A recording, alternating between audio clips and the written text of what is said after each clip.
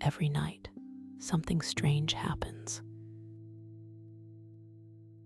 You close your eyes, you lose consciousness, and then, somewhere in the hours that follow, a part of your brain begins to do something that no one has ever fully explained. Not philosophers, not neuroscientists, not the psychologists who have spent entire careers in sleep labs watching it happen through electrodes and scanners and carefully calibrated machines. It builds a world. Not a real world, not a remembered one exactly, something stranger than both, a world assembled from fragments of your waking life, stitched together with a logic that only makes sense while you are inside it. People who have been dead for years walk into the room and speak. Places collapse into each other. You can fly or fall, or find yourself in a version of your childhood home that has rooms that never existed. And while it is happening, none of it feels impossible. It feels like exactly the way things are. And then you wake up. And whatever world your sleeping brain constructed is already beginning to dissolve, slipping away before you can hold it, leaving behind only fragments, images, a feeling you cannot quite name. For most of human history, people believed dreams were messages from gods, from the dead, from some deeper layer of reality that ordinary waking life kept hidden. The ancient Egyptians built temples specifically for dreaming, sacred places where the sick would sleep in hopes that a god would appear and offer a cure. The Greeks believed certain dreams were literally sent by Zeus. Across cultures and centuries, the dream was treated as a window onto the future, onto the divine, onto something the waking mind could not access on its own. Then science arrived, and for a while, it seemed like science might explain everything. It turned out not to be that simple. Get comfortable. We're going to take this slow. In 1952, a graduate student at the University of Chicago named Eugene Aserinsky was running an experiment on sleep that almost no one at the time considered worth running. Sleep in the early 1950s was not a particularly exciting field of scientific inquiry. It was thought to be, more or less, what it looked like from the outside, a passive state. The brain went quiet. The body rested. 8 hours of biological maintenance, nothing more. The idea that the sleeping brain might be doing something interesting, something worth monitoring with expensive equipment in a university lab, was not obvious to most researchers. It was not a field in which ambitious graduate students built careers. Aserinsky was watching his young son sleep when he noticed something that would change the course of neuroscience entirely. His son's eyes were moving. Not the slow, drifting movements that happen as a person falls asleep. Rapid movements, back and forth, almost frantic, behind closed lids. Purposeful-looking movements, as if the sleeping boy were watching something unfold in front of him. Aserinsky attached electrodes to his son's head, hooked both of them up to the lab's polygraph machine and stayed up through the night monitoring what the equipment recorded. What he found was that sleep was not one thing. It was several things, distinct stages the brain cycled through across the night, each with its own characteristic pattern of electrical activity, its own characteristic physiology. And one of those stages, the one marked by those rapid eye movements, was unlike anything scientists had previously described. During REM sleep, the brain was not quiet. It was almost as active as it was during waking hours. The electroencephalogram, the recording of the brain's electrical activity, looked startlingly similar to a waking brain. The eyes were moving rapidly. The heart rate was elevated. Breathing was irregular. And the body's large muscles, the arms, the legs, were essentially paralyzed. The brain stem was sending signals to the spinal cord to suppress movement, holding the body still while the brain did whatever it was doing. When Aserinsky and his supervisor, Nathaniel Clayton, woke people up during REM sleep, almost all of them reported dreams. Vivid, narrative dreams, stories with characters and settings, and emotional logic. When they woke people during other stages of sleep, dreams were much rarer. And when they occurred, they were vaguer, less structured, more like free-floating thoughts than fully realized experiences. The implication was immediate and significant. The brain had a dedicated state for dreaming. REM sleep was not a random artifact of unconsciousness. It was a biological event, reliably recurring, consistently associated with the most vivid and complex mental activity humans experience during sleep. This was 1953, and it opened a question that scientists are still working to answer today.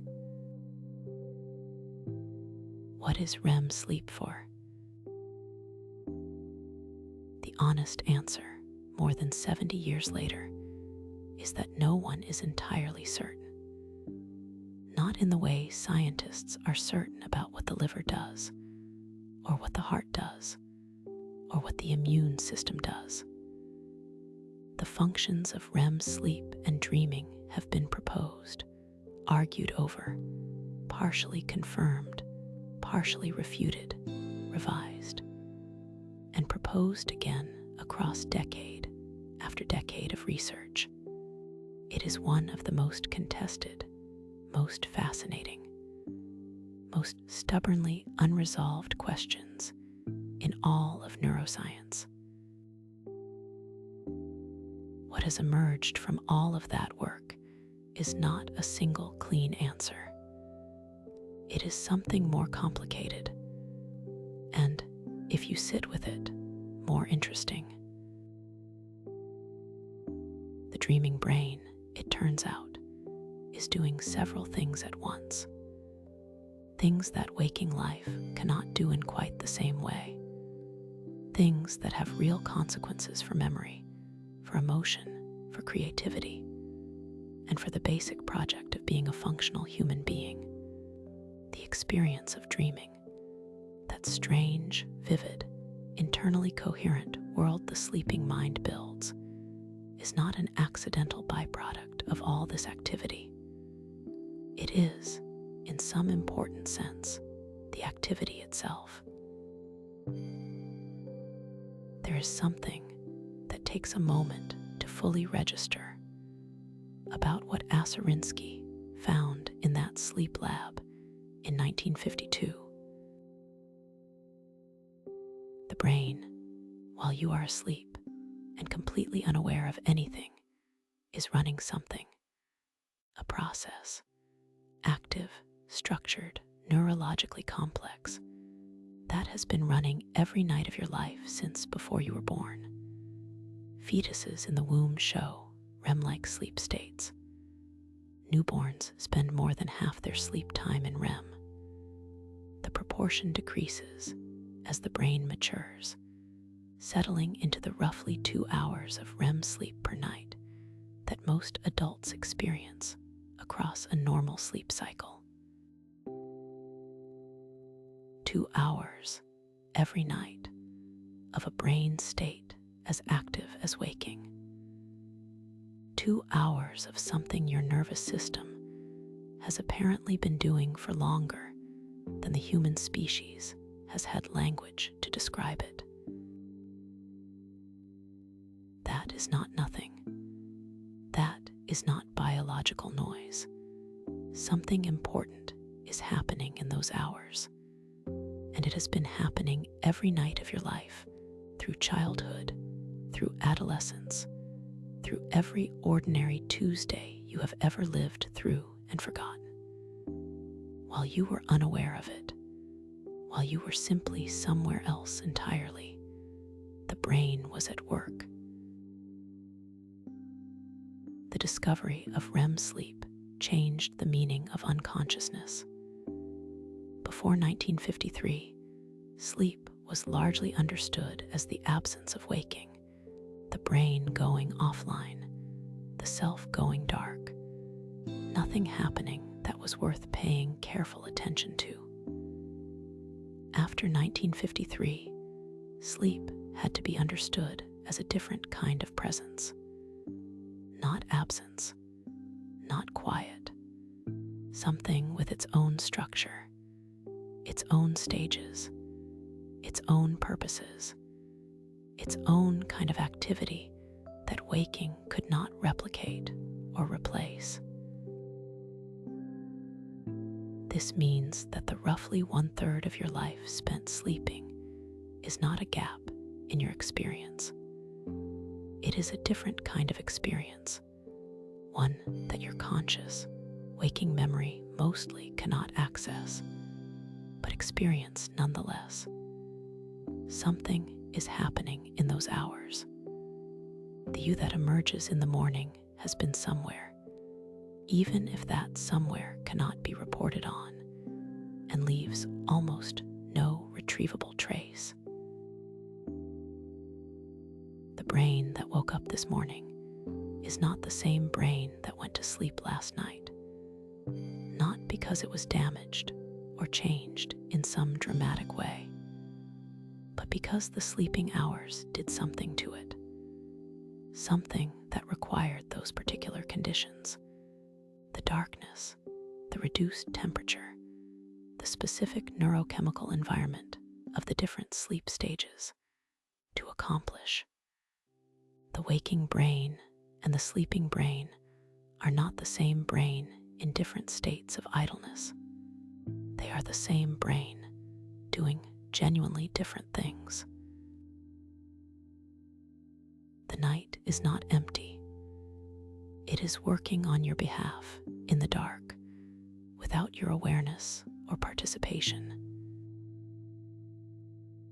The particular feeling of waking from a dream, that brief, disoriented moment when the world you were just inhabiting and the world you have returned to feel equally real, when you are not quite sure which one is more true, is actually a neurological transition. The REM state does not end cleanly. It dissolves, and in the dissolving, the two states briefly coexist, which is why the dream can feel, for just a moment after waking, like something that actually happened, not a memory of something you imagined, but a memory of something you experienced. Because, in a neurological sense, you did experience it. The brain does not clearly distinguish, at the level of its processing, between something that happened and something was vividly imagined. The same structures activate, the same emotional systems engage, the same memory processes begin. This is why dream memories can feel as real as waking memories. It is why a frightening dream can leave a residue of anxiety that persists through the morning, even after the content of the dream is forgotten. The experience was real, even if the events were not. The brain processed it as real because the brain does not have a separate processing track for what is actually happening, and what is only happening in its own construction. You have spent roughly a third of your life asleep. Of those sleeping hours, roughly a quarter have been in REM. In that active, dreaming state where the brain is doing something it can only do in the dark, in the quiet, when the demands of the waking world have temporarily released their hold.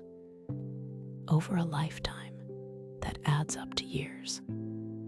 Years of a brain activity that leaves almost no trace in conscious memory.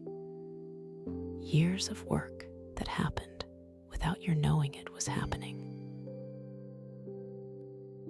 The question of what that work actually accomplishes is worth taking seriously. Before the discovery of REM sleep, the most influential theory of dreaming in the Western world was Sigmund Freud's. Freud published The Interpretation of Dreams in 1900. It was, by his own account, his most important work. The book he believed would outlast everything else he ever wrote. In it, he proposed a theory so comprehensive, so internally consistent, and so psychologically compelling that it dominated Western thinking about dreams for most of the 20th century. Dreams, Freud argued, were the disguised fulfillment of unconscious wishes. The sleeping mind, freed from the constraints of waking consciousness, allowed impulses and desires that the conscious self kept suppressed, forbidden wishes, repressed memories, unacceptable longings, to rise toward the surface. But the psyche had its own censorship mechanism, what Freud called the dream work, which transformed these raw, threatening materials into the strange, symbolic narratives of the actual dream. The manifest content, the story the dreamer experienced, was a disguise for the latent content, the true, hidden meaning underneath. To understand a dream, Freud believed you had to decode it, to work backward through the dream work, through the symbols and displacements and condensations, to the original wish that had generated the whole construction. Dreams were not random. They were not meaningless. They were the most honest communication the unconscious mind could manage, honest precisely because they were disguised, because the censoring mechanism had processed them into something the conscious self could tolerate seeing. This was a beautiful theory. It was also almost certainly wrong, or at least radically incomplete, in ways that took decades to fully establish. The discovery of REM sleep was the beginning of the problem. Because if Freud was right, if dreams were the product of the unconscious mind finding expression, then the brain's elaborate, neurologically distinct, physiologically consistent sleep stage dedicated to dreaming was a rather complicated mechanism for something as simple as wish fulfillment. The machinery seemed wildly over-engineered for the task. Then came the more direct challenges. In 1977, two Harvard psychiatrists, J. Allen Hobson and Robert McCarley, published a paper that became one of the most controversial documents in the history of sleep research. They called their theory the activation synthesis hypothesis, and it proposed something almost diametrically opposed to Freud. Dreams, Hobson and McCarley argued, were not meaningful at all, at least not in the Freudian sense. During REM sleep, the brainstem fires random bursts of electrical activity, activating the higher brain in an essentially chaotic way. The cortex, the thinking, narrative-building part of the brain, does what it always does when stimulated. It tries to make sense of the incoming signals. It constructs a story. But the story is being built on random, meaningless input. The narrative that results, the dream, is the brain's attempt to synthesize coherent experience from neurological noise. On this view, dreams were not windows into the unconscious. They were not messages, not symbols, not fulfillments of repressed wishes. They were what happens when a narrative-building machine is given garbage input and told to make something of it. The Hobson-McCarley paper scandalized the psychoanalytic community and thrilled the neuroscientists. It felt like a decisive blow against Freud. The hard science of brain physiology against the soft speculation of psychology. But it was also, it turned out, too simple. Because the evidence that accumulated over the following decades did not support the idea that dreams were random noise. They were too consistent, too emotionally coherent, too reliably connected to the dreamer's waking preoccupations, fears, relationships, and unresolved concerns. People who were anxious dreamed about threatening situations. People going through grief dreamed about the people they had lost. People learning new skills dreamed about practicing them. People in conflict with someone in their waking life dreamed about that person with a frequency that had nothing to do with chance. This was not what random noise looked like. Random noise does not know who matters to you. Something more specific was happening. Something that was neither Freud's wish fulfillment nor Hobson's random static. Something that required a different kind of explanation entirely. What is worth sitting with for a moment before moving past the Freudian chapter entirely is what it meant culturally to believe that dreams were messages from the unconscious. For most of the 20th century, in the Western world, the dream was treated as a site of meaning. Something to be interpreted, decoded, taken seriously as a form of communication from parts of the self that ordinary waking life kept hidden. Therapists spent years in consulting rooms working through the symbolic content of their patients' dreams. People kept dream journals.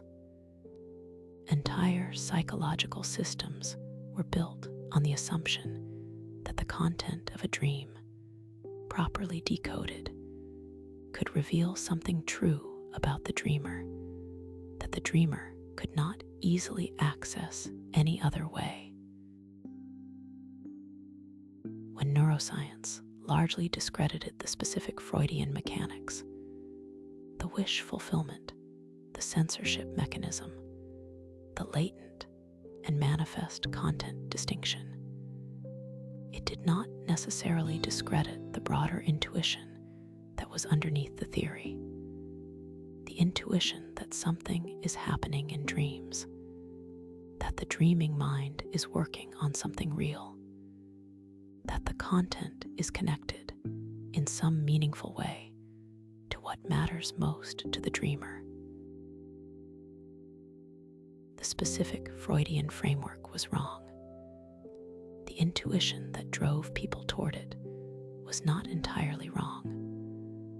The difficulty is that the correct account of what dreams are doing turned out to be far more neurologically specific and far less symbolically interpretable than Freud imagined. The brain is consolidating memory, processing emotion, running threat simulations. These are real functions, doing real work, but they do not produce the kind of neatly decodable symbolic content that Freudian theory assumed. The dreams that result from these processes are not encrypted messages. They are the experience of the process itself, seen from the inside. What is worth sitting with in this history is how difficult it turned out to be to say something true about dreams. The Freudian theory was elegant, internally consistent, psychologically resonant, enormously influential, and wrong in crucial ways. The neuroscientific reaction that replaced it was empirically grounded, scientifically rigorous, methodologically careful, and also wrong in crucial ways. The problem is that dreams sit at the intersection of neuroscience and subjective experience, and that intersection is one of the most difficult places in all of science to work. You can measure the brain's electrical activity during REM sleep with great precision. You cannot, with the same instruments, measure what the experience of the dream is like from the inside. The gap between the neural correlates and the felt experience is real and persistent, and it has made dream research one of the most humbling fields in all of psychology. What this history of wrong answers should produce in anyone who reflects on it is something like appropriate humility about what dreams mean. The long, confident tradition that said dreams are messages from the divine. The Freudian confidence that said dreams are the hidden voice of the unconscious. The neuroscientific confidence that said dreams are noise. All of them wrong, or at least insufficient. The phenomenon resists the categories we bring to it, which may be, in its own way, something worth holding onto. In the 1990s, a neuroscientist named Matthew Walker was working in a sleep lab at Harvard, running experiments on memory that would eventually reshape how scientists understood what the sleeping brain was doing. Walker's experiments were elegant in their design. He would teach people a task, typically a motor skill, something like a sequence of finger movements on a keyboard, or a perceptual task that required discriminating between visual patterns displayed for fractions of a second. He would measure how well they performed immediately after learning. Then he would bring them back and test them again. Sometimes after a night of sleep, sometimes after the same amount of time spent awake. The results were consistent and striking. After a night of sleep, people performed significantly better on the task than they had right after learning it. Their performance had improved without any additional practice. The sleep itself had done something that waking rest, however thorough, did not produce. But Walker found something more specific than a general benefit of sleep. When he deprived people of REM sleep specifically, letting them have all the other stages of sleep, but waking them up each time they entered REM, the memory improvement disappeared. They could have as much slow-wave sleep as they wanted. Without REM, the consolidation effect was gone. The procedural skill did not improve across the night the way it did when REM sleep was intact. And when Walker used brain scanning to look at what was happening during REM sleep itself, he found that the hippocampus, the brain's primary memory structure, the region responsible for consolidating new experiences into long-term memory, was communicating with the neocortex in ways it simply didn't during waking hours. It was, in a very specific neurological sense, replaying the day's experiences, running them again, processing them again, doing something with them that required the particular neurological conditions of REM sleep to accomplish. Conditions that waking life, however quiet, could not replicate. This is where the connection to dreams becomes important. The brain during REM sleep is not just passively storing memories, it is actively reorganizing them, connecting them to older memories, looking for patterns, extracting rules and principles from individual experiences, deciding at a level below conscious awareness what to keep, what to strengthen, what to link to what. The strange associative leaps that dreams make, the way one person morphs into another, the way your childhood home and your current office collapse into a single space, the way a feeling from years ago suddenly attaches itself to a present-day situation, are not random. They are the signature of a brain making connections across time and experience, finding the link between the recent and the distant, building the associative architecture that memory actually runs on.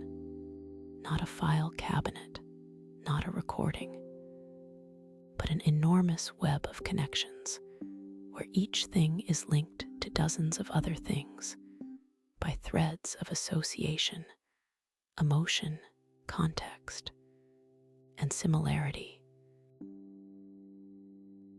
The experience of going to sleep stuck on a problem and waking with the answer, or at least with a clearer sense of what the answer might be, is real, and it has a neurological basis. The sleeping brain, freed from the constraints of focused attention, does something that waking cognition cannot easily do. It makes the wide, undisciplined, associative leaps that connect distant concepts. It finds the unexpected link between two ideas that seemed unrelated when you were consciously examining them. It steps back from the foreground and works on the connections in the background. The composer who wakes with a melody, the mathematician who sees the proof in a dream, the writer who wakes knowing exactly how the scene should end. These are not myths or metaphors. They are accounts of a real cognitive process. The REM sleeping brain doing the associative, pattern-finding work that waking attention, with its narrow focus and its top-down control, cannot accomplish in quite the same way. Paul McCartney reported that the melody for Yesterday came to him in a dream. He woke up and immediately played it before it could dissolve. He spent weeks afterward asking people if they recognized it, convinced he must have heard it somewhere, because something that good did not simply appear from nothing, but it had appeared from something, from a sleeping brain that had been working on musical patterns and associations while he was unaware of it, making connections that his waking attention, occupied with the demands of being a working musician, could not find during the day. This is not the exception. This is the process. The waking mind works on what it is directed to work on. The sleeping mind works on what is actually there, the accumulated patterns, the unresolved problems, the connections that have not yet been noticed. And it does this work in a state that the waking mind cannot occupy, a state that requires the particular neurochemistry of REM, the particular loosening of the prefrontal control that keeps waking attention focused and directed. What this means for the learning that happens in your life is significant and often underestimated. The skill you practiced yesterday is not done being learned when you put it down. The information you encountered, the thing you read, the conversation you had, the problem you worked on, is not finished being processed when you close the laptop. What happens in the sleeping hours that follow is part of the learning. It is not recovery from learning. It is not rest between sessions. It is a continuation of the same process, operating in a different mode, doing something the waking mind cannot replicate. The sleep that comes after practice is, in a real sense, part of the practice. There is a particular kind of fatigue that comes after genuine learning. After a long day of absorbing something difficult, something demanding, something that required real mental effort to even partially understand. It is different from physical fatigue. It has a quality of saturation to it, a sense that there is no more room, that if you tried to take in one more thing, it would have nowhere to go. That fatigue is real, and what the research on sleep and memory suggests is that the fatigue is a signal, not that learning is over, but that a certain kind of learning is over. The kind that can happen while you are awake, while attention is directed and focused and consciously applied.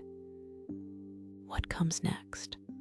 The integration, the consolidation, the building of the connections that will make the new material genuinely useful rather than simply temporarily available.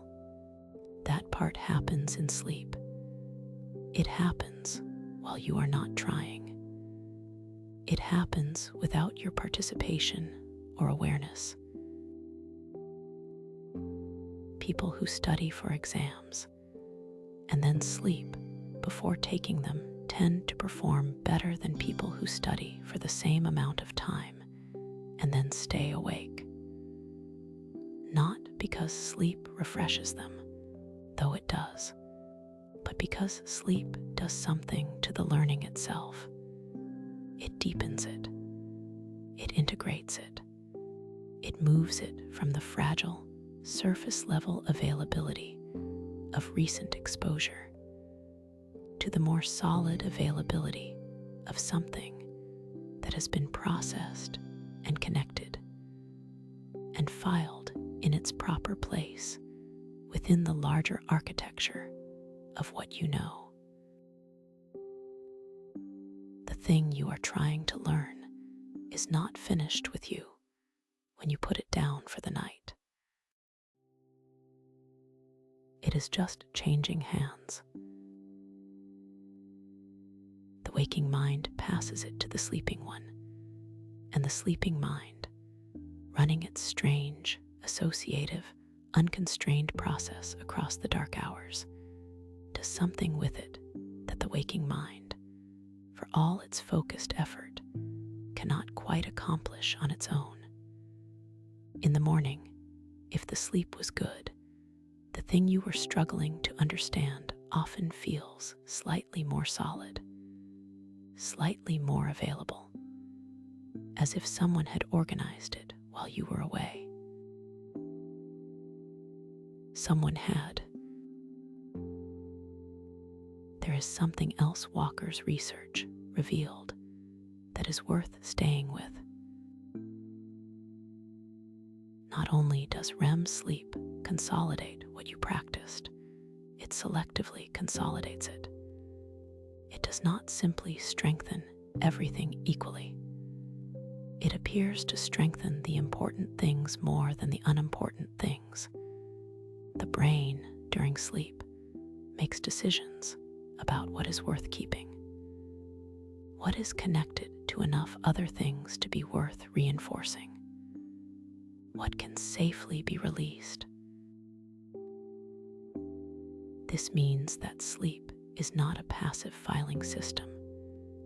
It is an editorial process. The sleeping brain edits the day's experience, highlighting some things, dimming others, making choices about what the waking mind will have access to tomorrow. Those choices happen below the level of conscious awareness. They are influenced by emotional salience, by relevance to existing knowledge, by connections the brain detects at a level you have no access to. What this means is that some of what you decide is worth paying attention to during the day will be reinforced by sleep, and some of what you thought was important will quietly be allowed to fade. The brain has its own opinion about what matters, and it expresses that opinion in the night. Not all dreams are about learning and memory consolidation. Many of the most vivid, most emotionally intense dreams seem to be about something else entirely. Not skills or information, but feeling, fear, loss, anger, longing, the kinds of emotional experience that waking life leaves unresolved, unprocessed, still carrying weight at the end of the day. Rosalind Cartwright spent decades at Rush University studying what she called the mood regulatory function of dreams. Her patients were people going through major emotional upheavals, depression, divorce, grief. And what she found, across years of careful research, was that the dreams of people navigating painful emotional experiences had a particular structure and a particular function that went beyond anything Freud or Hobson had described. People who were depressed dreamed differently from people who weren't. Their dreams were more negative in emotional tone, more saturated with anxiety, sadness, helplessness. But within the REM periods of a single night, something shifted. The first REM period of the night, which tends tends to be short and occurs early in the sleep cycle, contained the most intense negative emotion. Later REM periods, which grow longer as the night continues, and which are concentrated heavily in the final hours of sleep before waking, showed a gradual softening of that emotional intensity. The same themes appeared, but with less charge, less raw pain. It was as if the sleeping brain was doing something with the emotional experience across the course of the night, not resolving it exactly, not making it disappear, but processing it, metabolizing it, reducing its raw, destabilizing charge to something more bearable. A sadness that could be held rather than a pain that overwhelmed. Matthew Walker developed a theory he called sleep as overnight therapy. During REM sleep, he proposed, the brain replays emotionally significant experiences, but it does so in a neurochemical environment that is uniquely suited to processing rather than simply re-experiencing them. One of the key molecules that is suppressed during REM sleep is norepinephrine, a stress-related neurochemical associated with anxiety and the alarm response. During REM, norepinephrine drops to its lowest levels of the entire 24-hour day. This matters because it means the brain can revisit emotionally charged experiences without the full biochemical activation those experiences would trigger during waking. It can, in a neurological sense, look at the difficult thing without being consumed by it. The memory of a painful event plays back, but in a chemical context that allows something like emotional distance, enough space for the brain to begin extracting the meaningful elements of the experience from its raw, overwhelming charge. To start to understand what happened, rather than just continuing to feel it. This is why sleep deprivation after trauma is so damaging. The brain needs those REM periods to begin processing what happened. Without them, the emotional memory stays raw, unprocessed, unmetabolized, as vivid, and as activating as the moment it occurred. The experience remains in a state the brain cannot integrate, too charged to hold at arm's length, too present to file away, too overwhelming to think clearly about. There is probably a painful memory that still carries weight, something from years ago that can still, when it surfaces unexpectedly, produce a response that feels almost as immediate as it did when it first happened. The charge of it has not fully gone away with time. It still arrives with something of its original force. The research on REM sleep and emotional processing suggests that this is not simply a failure of time to heal. It may have something to do with how that memory was processed in the weeks and months after it formed. Whether the sleep that followed was deep and undisturbed, whether the REM periods were long enough, whether the neurochemical conditions were right for the quiet work of metabolizing what had happened. The brain is trying to do something with the hard things. Across the night, in the hours you are least aware of anything, it is working on the emotional residue of your experience, trying to keep what is meaningful, reduce what is overwhelming.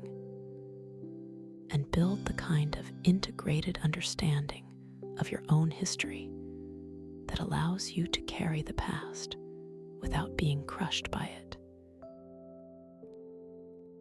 The word that Walker uses, therapy, is worth pausing on. Therapy, in its clinical sense, is a process of returning to difficult material in a context that provides enough safety and distance to work on it without being overwhelmed by it. What the therapist provides in a good therapeutic relationship is a kind of regulated environment, somewhere the hard thing can be looked at without the looking becoming unbearable.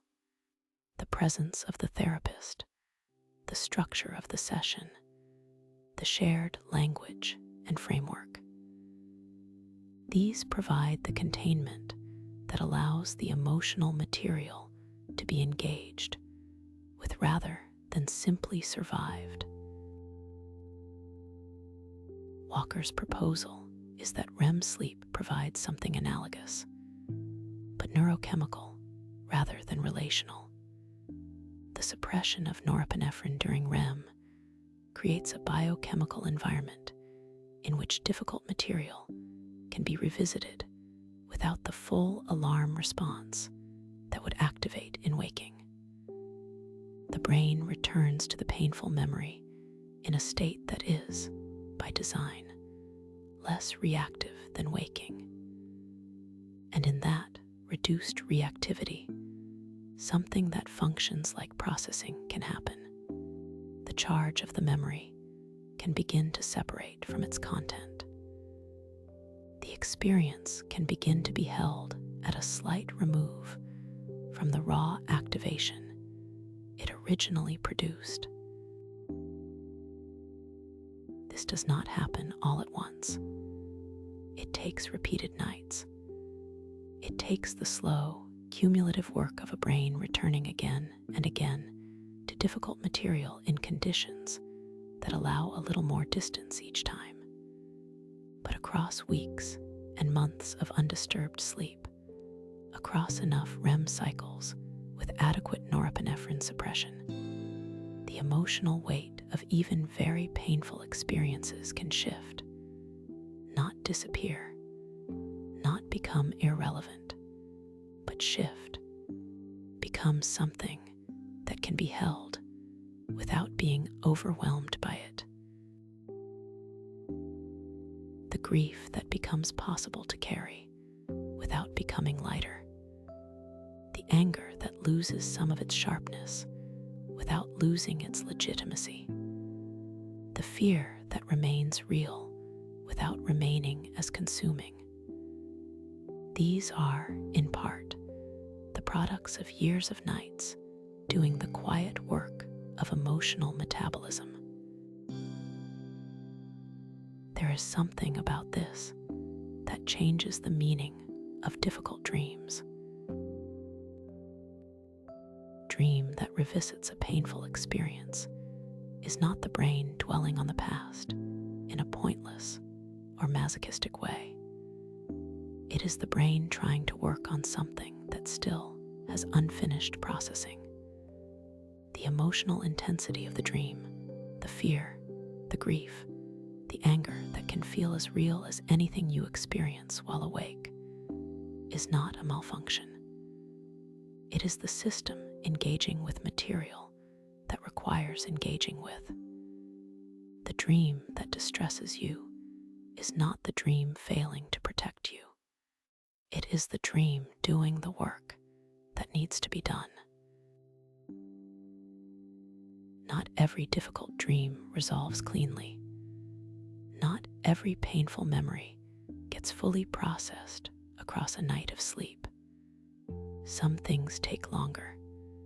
Some things require more. But the process is real, and the fact that the brain returns to difficult emotional material during sleep is not a sign that something has gone wrong. It is a sign that something is being attempted. There is a question that any honest account of dreaming has to address directly. Why are so many dreams unpleasant? If dreams are serving the functions that the research suggests, consolidating memory, processing emotion, making creative connections, why does the content so often involve fear, threat, danger, loss? Why do nightmares exist? Why does the dreaming mind return again and again to scenarios of failure, persecution, inadequacy, grief? If the sleeping brain is working on something important and useful, why does so much of that work feel, from the inside, like suffering?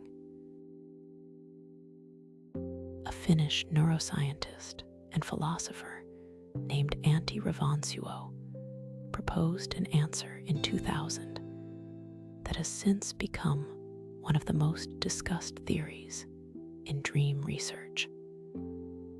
He called it the threat simulation theory. Revonsuo's proposal was evolutionary. Dreams, he argued, are a kind of simulation, a rehearsal space in which the brain practices responding to threatening situations. In the environment in which the human brain evolved, small hunter-gatherer groups, genuine physical danger from predators and rival groups, the constant possibility of sudden violence or environmental catastrophe, the ability to recognize and respond quickly to threats was a matter of survival. A brain that could rehearse threat responses, that could run simulations of dangerous scenarios and practice navigating them, would have had a significant survival advantage over a brain that could not. On this view, the dreaming mind is a threat simulator that has been running for hundreds of thousands of years. The content of dreams, the pursuing figures, the falling, the finding yourself unprepared for something important, the sudden danger from no apparent source, is not random, and it is not simply the residue of daily anxiety. It is the system doing what it evolved to do, generating plausible threats, running simulations, practicing responses, preparing the organism for the kinds of events it is most likely to need to respond to. The evidence Revonsuo assembled was striking in its cross-cultural consistency. Across widely different cultures, across different age groups, across people with very different waking circumstances, the content of dreams skews negative in ways that are consistent and not obviously explained by the actual content of waking life. Threatening events occur far more frequently in dreams than their actual prevalence in waking experience would predict. The emotions most commonly reported in dreams, across virtually all the cultures where this has been studied, are not joy or contentment, but anxiety and fear.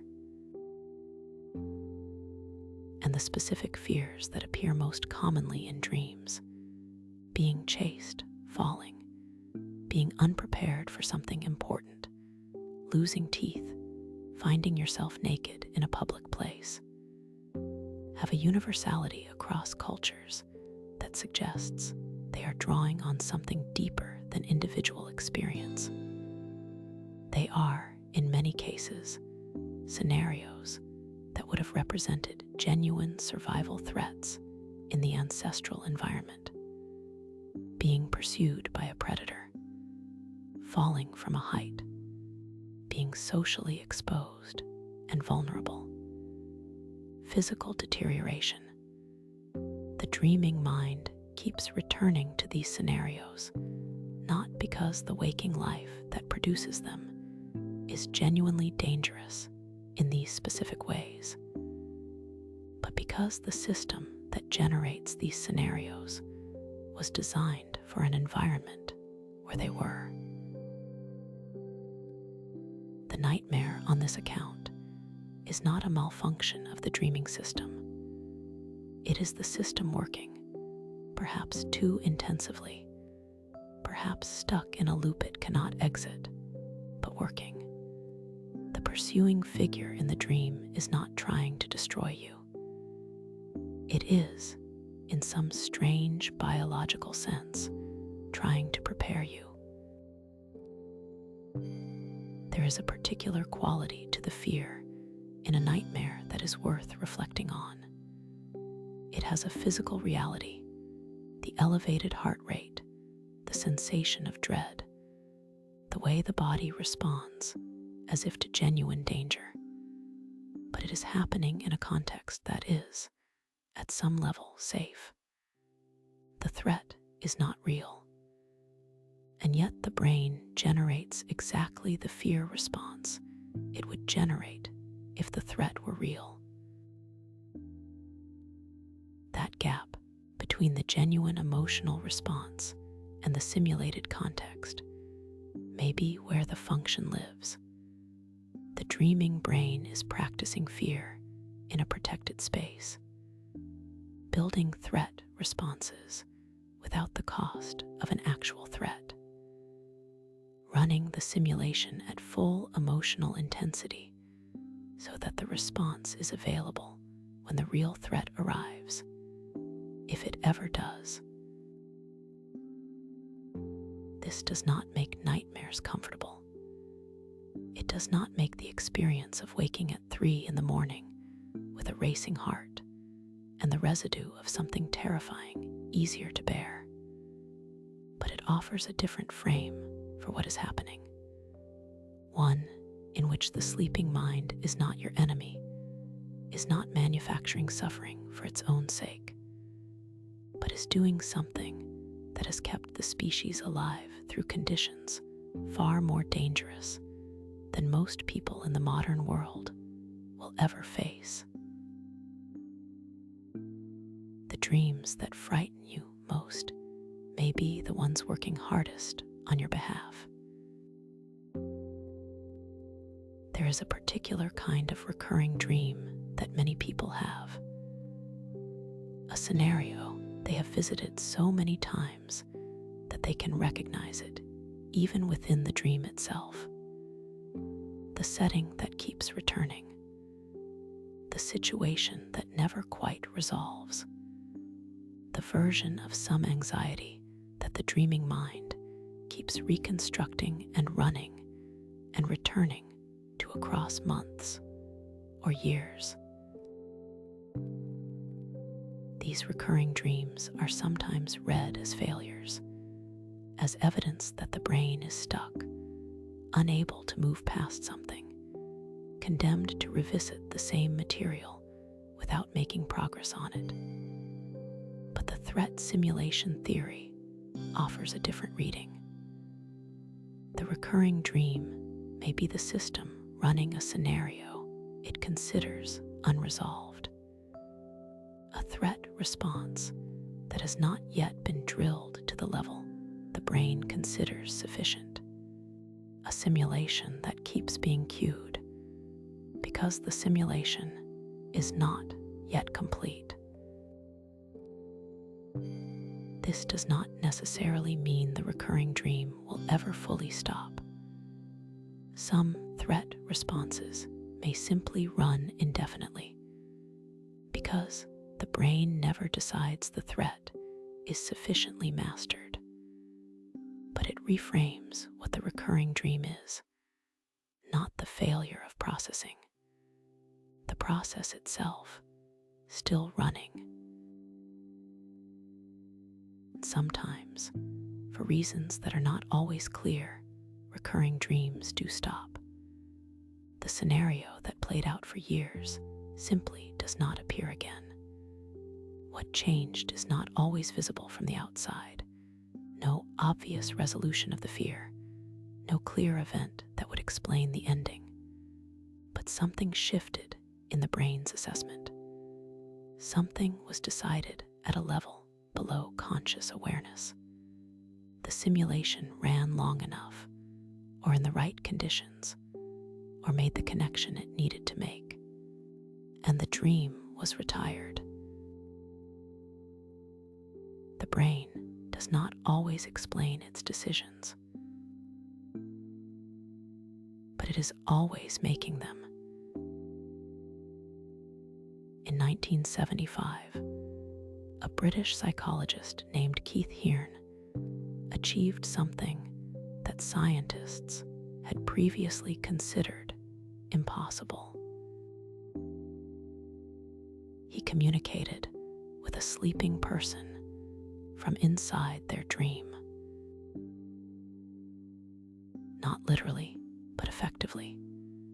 Hearn had been studying lucid dreaming, the state in which a person becomes aware while dreaming that they are dreaming. This state, reported by dreamers across cultures and across history, described by Aristotle, documented in Tibetan Buddhist texts, recorded in countless personal accounts over millennia, had been dismissed by many scientists as either a misremembering of waking experience or simply incompatible with genuine sleep. You could not be both asleep and aware that you were asleep, many believed. The self-reflective consciousness required for that kind of meta-awareness seemed incompatible with the unconscious state of sleep. Hearn proved otherwise.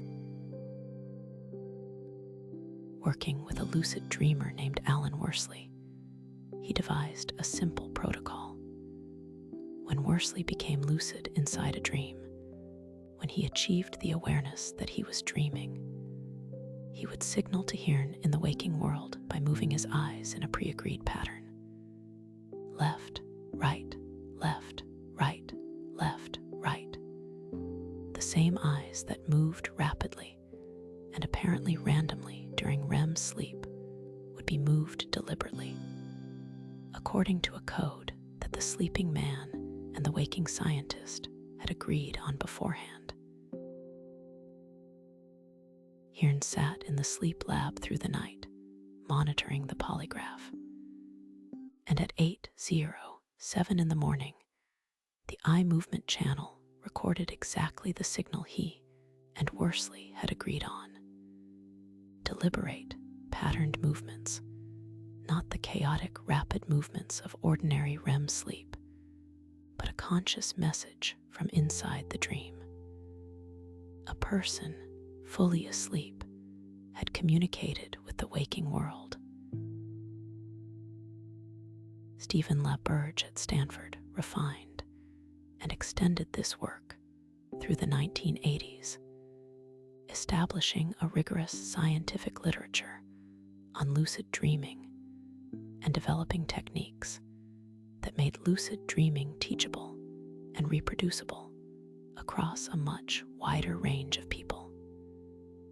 He confirmed Hearn's basic findings and went further, using the eye signaling protocol to study what was actually happening in the brain during the lucid state. What the brain scans revealed was remarkable. During a lucid dream, the brain showed a distinctive pattern of activation that was different from both ordinary REM sleep and ordinary waking.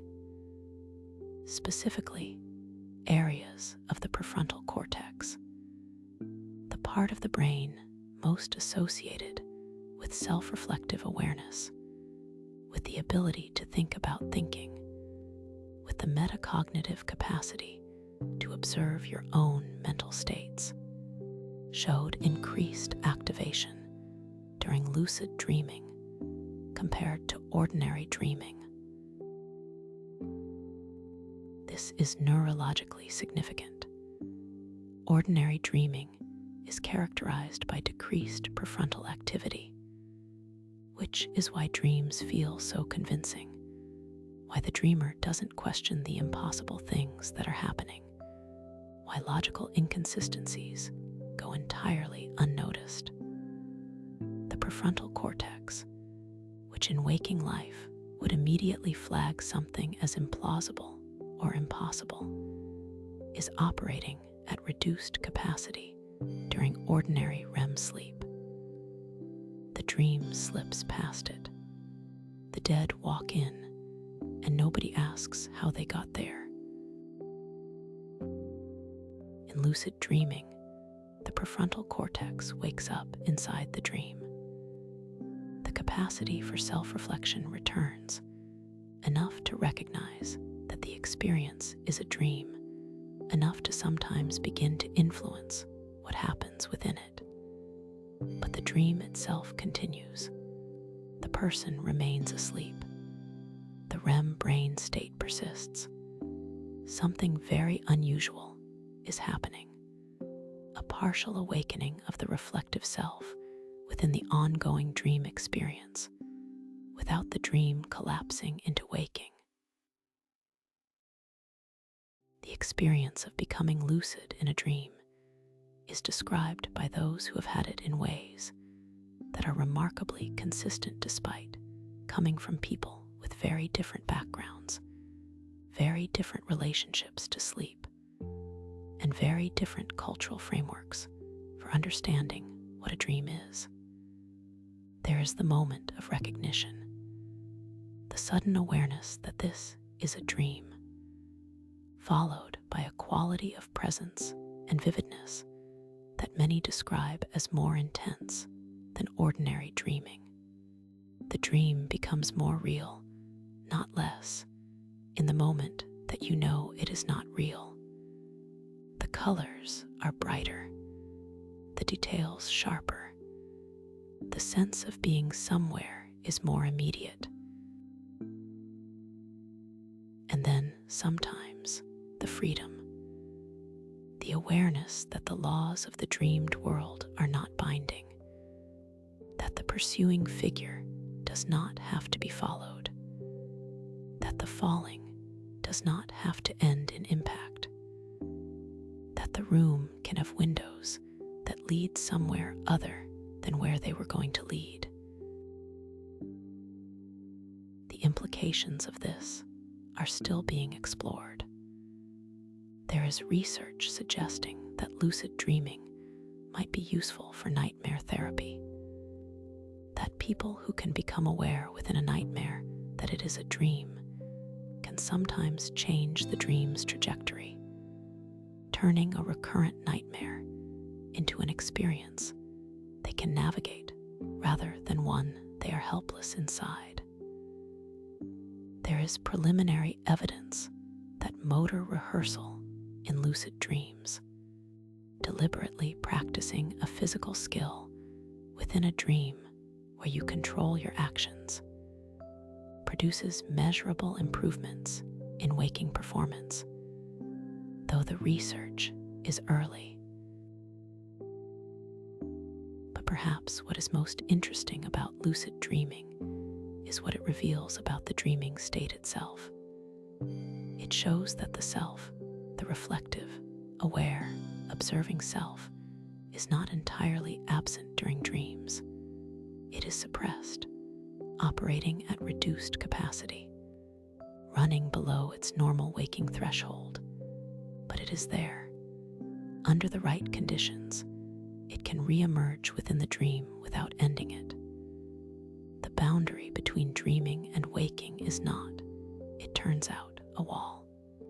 It is a membrane, permeable, with the right conditions, in both directions.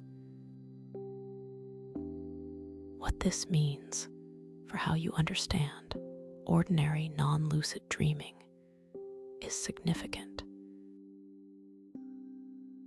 If the self can become aware within a dream, if the prefrontal cortex can flicker back to partial activity while the REM state continues, then ordinary dreaming is not the total absence of the self. It is the self running below the threshold of self-recognition.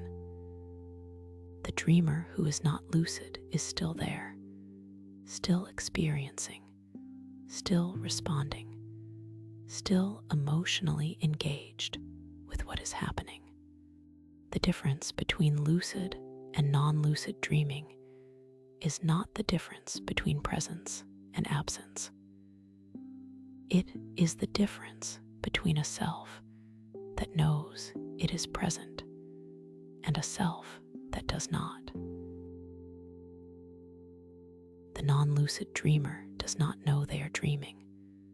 The dream is, while it is happening, simply the world. This is why the impossible things in dreams do not feel impossible. Not because the dreaming mind lacks the capacity to recognize impossibility, but because the part of the mind that does that recognizing is operating below its activation threshold. The scene is accepted because there is no part of the dreaming mind currently active enough to question it. This is also why the emotional experiences in dreams feel as real as the emotional experiences in waking life, because they are, from the perspective of the brain doing the processing, equally real. Fear in a dream activates the amygdala. Grief in a dream produces the same neurological signature as grief while awake. Surprise, joy, anger, love. The emotional machinery does not distinguish between the dreamed version and the woken version. It processes both as genuine. The part of you that is afraid in a dream is genuinely afraid. The part of you that misses someone in a dream is genuinely missing them. The dream is not a simulation of experience. It is experience, just experience in conditions that the waking mind cannot access, generated by a self that does not know it is generating them. The question of whether animals dream is one of the oldest questions in the study of sleep. And the answer, as far as science can determine, is yes. Or at least, something so close to yes that the distinction may not matter much. REM sleep is not a human-exclusive phenomenon. It has been documented in all mammals studied to date, as well as in birds. The physiological signature is consistent across species. Rapid eye movements, elevated and irregular brain activity, muscle atonia. The paralysis of the large muscles that prevents the body from acting out whatever the brain is experiencing. The neurological machinery of REM sleep is ancient and deeply conserved across the evolutionary tree, which suggests it is doing something important enough that evolution has maintained it across hundreds of millions of years of diversification. Things that are costly to maintain, but not important enough tend to disappear. REM sleep has not disappeared. It has been preserved carefully across the entire mammalian lineage. In 2001, researchers at MIT, Matthew Wilson and Kenway Louie, published a study that became one of the most widely cited pieces of evidence for animal dreaming. They implanted electrodes in the hippocampuses of rats and recorded the firing patterns of individual neurons as the rats ran a maze during the day. Then they recorded the same neurons while the rats slept that night. What they found was that the hippocampal neurons were firing during REM sleep in patterns that precisely replicated the patterns from the maze running experience. Not randomly, not in some general way, precisely the same sequences, the same timing, as if the rats were running the maze again while they slept. The researchers could, by examining the firing patterns during sleep, identify exactly where in the maze the rat's dreaming brain was located at any given moment. It was not a general replay. It was a specific one.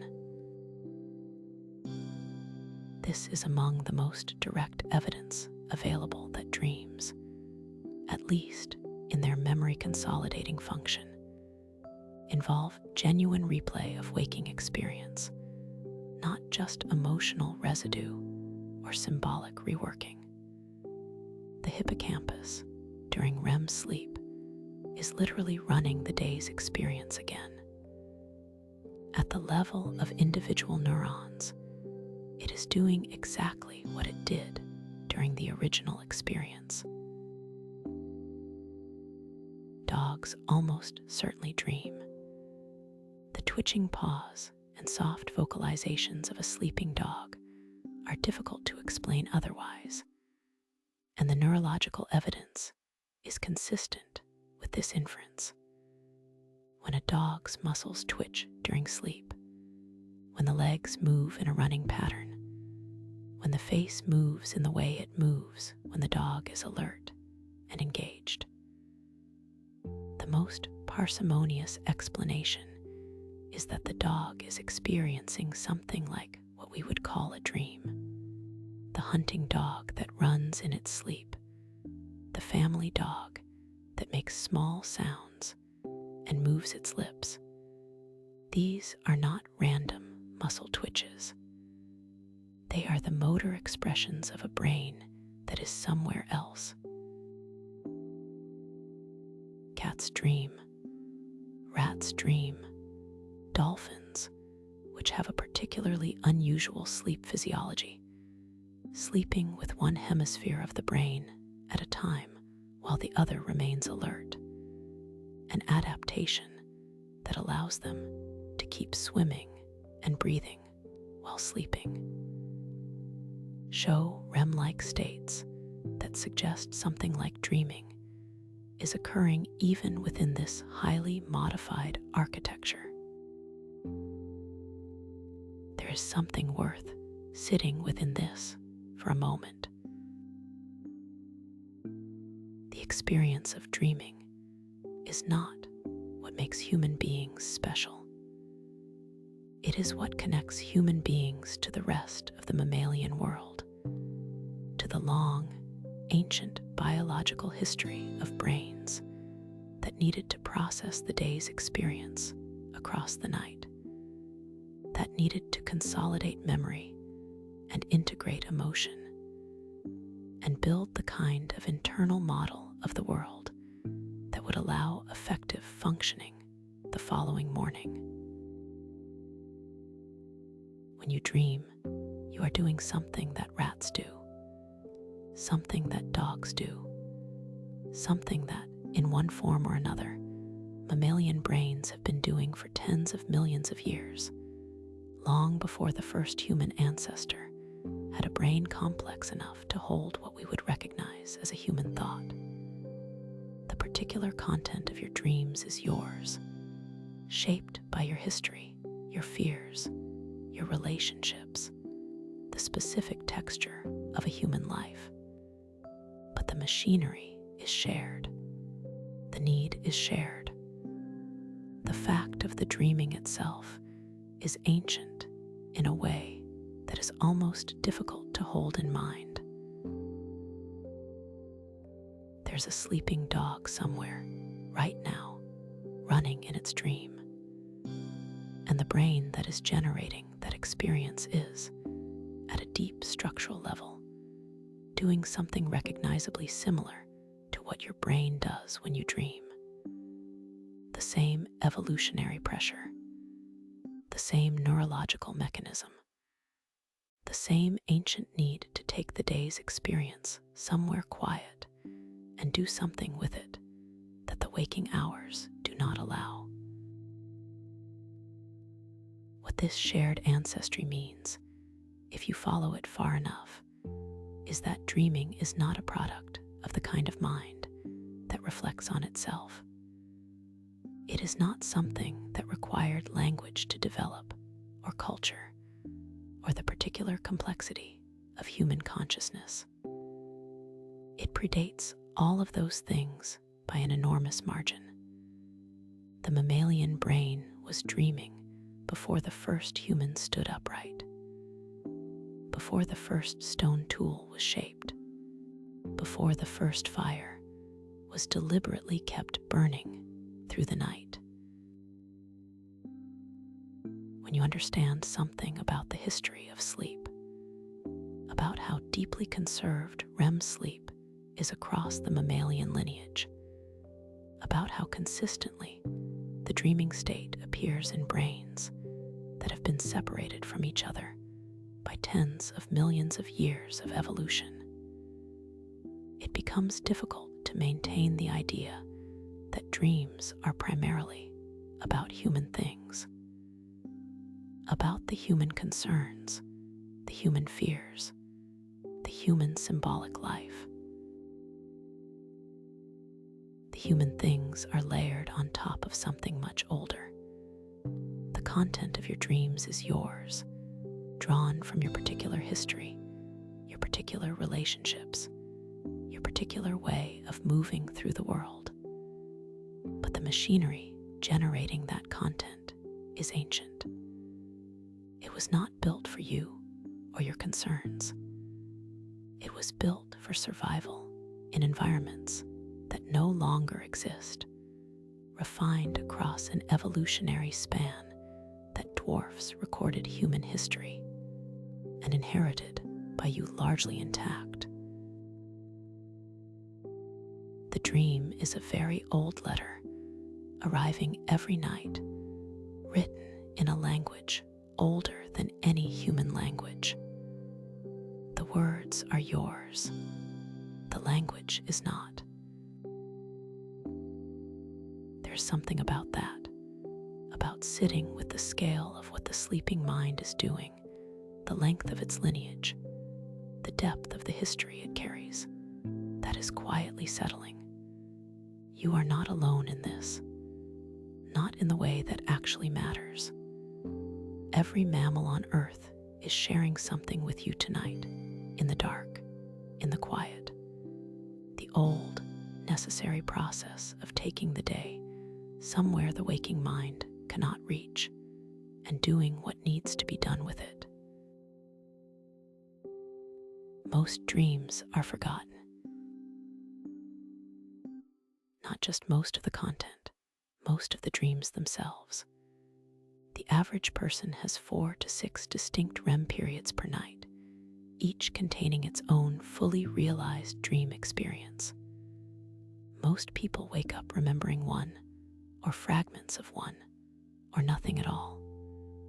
The vast majority of the dreaming that happens each night is gone by the time the morning takes hold. Gone not as a gradual fading, though there is some of that, but comprehensively, as if it were never there.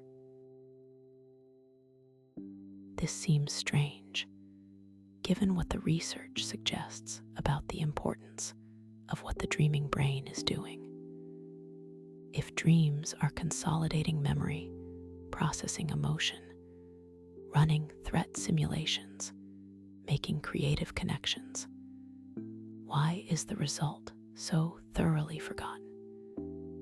Why would a process that apparently serves essential functions leave almost no trace in the conscious mind that benefits from it?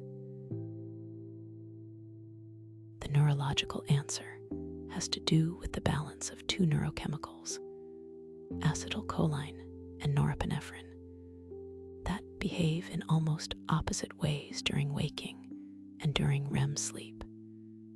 During waking hours, norepinephrine is active and helps consolidate experiences into retrievable memory.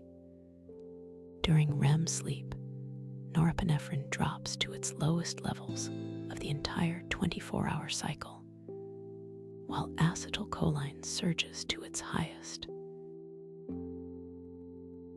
Memory consolidation, the process of moving experiences from short-term working memory into longer-term storage, depends significantly on norepinephrine. Without it, the brain is not laying down memories in the normal way. The dreams are happening, the processing is happening, but the memories of the dreams themselves are not being stored in a form that can be retrieved later. The brain is working with the material of the day's experience, but it is not filing the work itself away in a retrievable location. When you wake from REM sleep, particularly when you wake abruptly, which disrupts the neurochemical transition, there is a brief window in which dream memories are accessible. They are present in a fragile working memory form. If you attend to them immediately, if you write them down or rehearse them mentally before doing anything else, you can sometimes preserve them. If you don't, if you check your phone or speak to someone or let your attention go to anything else at all, they are gone within minutes, not faded, gone. This is why people who keep dream journals typically remember far more dreams than people who don't. The journal is not creating memories that didn't exist. It is capturing them in the moment, before the neurochemical window closes, before the transitional state that made them briefly accessible collapses back into ordinary waking memory, which has no place to put the dream, because the dream was never really stored there. But here is what may be the most interesting aspect of this forgetting. It might be the point. One influential theory, developed in the 1980s by Francis Crick, who co-discovered the structure of DNA, and the neuroscientist Graham Mitchison, proposed that REM sleep is specifically a process of forgetting, not just of the dreams themselves, but of certain kinds of neural patterns more broadly. The brain, they argued, accumulates what they called parasitic patterns of activation, spurious connections, redundant associations, noise in the neural networks that builds up over the course of waking experience. REM sleep is the process by which these patterns are selectively weakened. The system is being cleaned. The dream is not the goal. It is the side effect of the brain doing its housekeeping. This theory has not gained universal acceptance, but it points at something real about what forgetting might be doing for the brain. A mind that remembered everything would not necessarily be a better mind. It would be a mind drowning in the weight of accumulated detail, unable to extract the patterns and principles and categories that make knowledge useful and generalization possible. The forgetting that happens in sleep, including the forgetting of most dreams, may be as important to how the brain functions as the remembering. The dream that you cannot quite recall in the morning, the one that leaves only a feeling, a vague color, an emotional residue without recoverable content, may have done exactly what it was supposed to do. The work happened. The memory is gone not because the work failed, but because the work is finished. The material was processed. The files were reorganized. The housekeeping was done. And the record of the housekeeping was was cleared away along with everything else. There is something oddly restful in that possibility. Most mornings, the dreaming that happened through the night is simply gone. Not faded, gone. There is no sense of having dreamed, no vague residue, no feeling without an object. The night was just dark, and then it was over. And here is the morning, and there is no trace of anything that happened in the hours between. This bothers some people. It feels like a loss, like something important happened that cannot be recovered, like a door that was briefly open has closed and will not be opened again. The sense that the dreaming self had experiences that the waking self will never have access to. But the research suggests a reframe. The dreaming self and the waking self are not two separate selves, one of whom experienced something and one of whom was excluded. They are the same self in different states, and the dreaming state is doing work on behalf of the waking state, work that the waking state will benefit from without knowing the work was done. The memory that feels a little more solid this morning than it did last night, the emotional weight that has shifted slightly, settled slightly, becomes slightly more bearable than it was before sleep. The insight that arrives while washing dishes, apparently from nowhere, into something that had seemed irreducible the day before. These are the traces of the dreaming, not the content, the effect. The work shows up in the waking life it served, not in any record the waking mind can retrieve and examine. It is enough. It does not need to be remembered to have mattered. The waking mind tends to value what it can hold on to, what it can examine, what it can put into words. But the most important things the brain does happen below the level of that kind of holding, below language, below deliberate attention, below the conscious effort to understand. The dreaming mind is one of the places where that deeper work happens most fully. And its invisibility to the waking mind is not a failure. It is, in some sense, the condition that makes the work possible. You cannot watch the editing happen. That is why it gets done. There are still things science does not know about dreams. Not small things, large, fundamental things. Why the content of dreams takes the particular forms it takes. Why some people dream in color and others in black and white. What the narrative logic of the dream is actually doing. Why it works the way it does. Why it is so different from waking logic, and yet so internally consistent while you are inside it.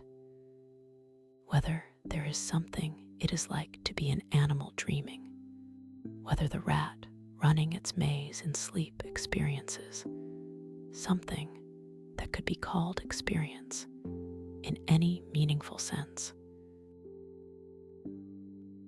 These questions may not be fully answerable, not because science is insufficient, but because some things about the mind, particularly the experiencing, subjective, first-person aspect of the mind, resist the kinds of third-person, objective measurements that science is built on. The dream is perhaps the most intimate thing the brain does, the most private, the thing most completely inaccessible to anyone other than the person having it, even in the moment it is happening.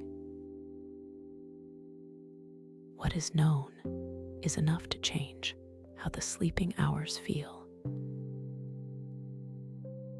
Every night, something important is happening. Not to you, it is happening as you. The brain doing the quiet, essential work of being a brain that has to function well the following day. Sorting through what the day brought, deciding what to keep, processing what was difficult, reducing what was overwhelming to something more bearable, making connections that the focused, task-directed waking mind was too narrowly occupied to find, running the old, ancient simulations that the dreaming brain has been running since before the species had words. The strange world the sleeping mind builds, the impossible geography, the people who shouldn't be there, the emotional logic that makes perfect sense until the moment you wake, is not meaningless noise. It is the mind at work, the most private kind of work, the kind that happens below language, below intention, below the deliberate self, that spends the waking hours trying to manage everything. The night is not empty. The hours you are not conscious of are not lost. Somewhere in the darkness, the mind is doing what minds have always done in the dark, working through what happened, finding the patterns in it, quietly preparing, without your knowing it, for what is coming. You do not have to remember your dreams for them to have done what they needed to do. You do not have to understand them. The brain does not need your conscious participation in order to do what the night requires. There is something restful in that, if you let it be. The work is already underway. You can rest now. Let it happen